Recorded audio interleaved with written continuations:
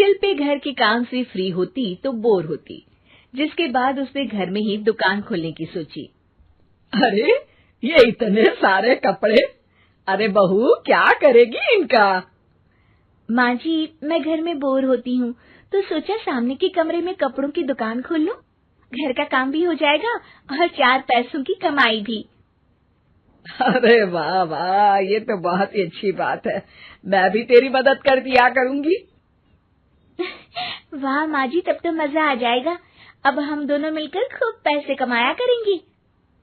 अब क्या था, सास बहू का काम चल पड़ा। एक दिन, अरे राकेश की माँ, सुनती हो? कहाँ चली गई? भूख के मारे पेट में चूहे कूद रहे हैं।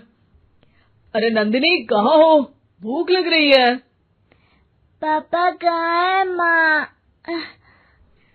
पता नहीं बेटा, भूख लग रही है। आज तो किसी ने चाय भी नहीं पूछी। तभी सास बहू घर के अंदर ढेर सारे सामान के साथ आती हैं और वो भी हंसती हुई। अरे वाह बहू, ये तो बड़ी अच्छी मार्केट दिखाई तूने। बड़ा ही सस्ता सामान था। हाँ माँ जी, और ये सामान हम डबल पैसों में बेचेंगे, मजा आ जाएगा। अरे बहू, भूख लग रही है, कुछ खाने को दे दे। माँ क्या बात है, आज किसी ने पापा को चाय भी नहीं दी? अरे बेटा, अब 40 साल में तेरे पापा ने क्या चाय बनाना भी नहीं सीखा? अरे बेटा रहने दे अब इस बहस को। तुम लोगों ने वैसे बनाया क्या है? बहू परेशान हो जाती है और सास को अकेले में लेकर जाती है। माँ जी, आज तो हम लोगों ने खाना ही नहीं बनाया।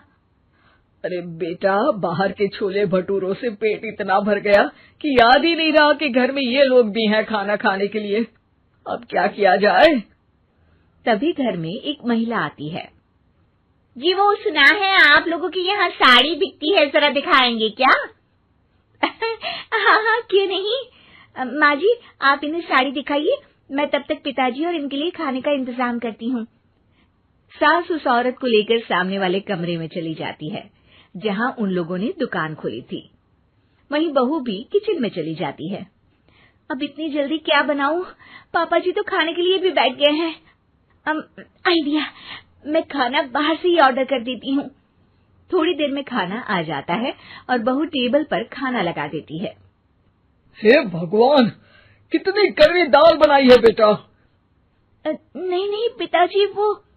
क्या बात है नंदिनी, रोटी तो चबाई ही नहीं जा रही है, लग रहा है रबड़ खा रहा हूँ।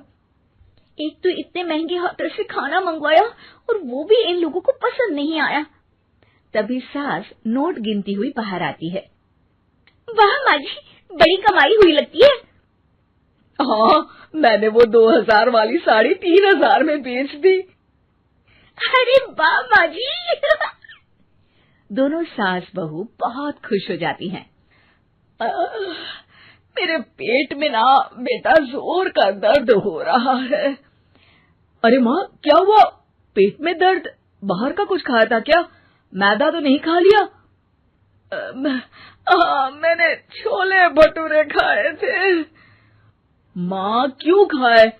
आपको तो पता है कि आपको मैदा सूट नहीं करता। चलिए माँ को डॉक्टर के पास ले जाते हैं। तभी अंदर से पापा की आवाज आती है। हे भगवान, मेरा तो पेट खराब हो गया। सब पिताजी के पास जाते हैं। पिताजी, आपको क्या हुआ? खाना बासी था शायद। अरे पिताजी, नंदिनी जानती है कि बासी खाने से आपकी तबीयत खराब हो जाती है, तो वो ऐसा क्यों देगी, है ना नंदिनी? वो खाना मैंने बाहर से ऑर्डर किया था। मैं और माँ दुकान का सामान लेने गए थे, इसलिए खाना नहीं बना पाए। क्या नंदिनी, दुकान के चक्कर में तुमने तो सारे घर का हाल बिगाड़ रखा है। चलो अब माँ और पापा को लेकर अस्पताल चलते हैं। अस्पताल में जाने पर डॉक्टर कहते हैं, हाँ, इन दोनों को तो एक दिन के लिए एडमिट करना पड़ेगा। क्या?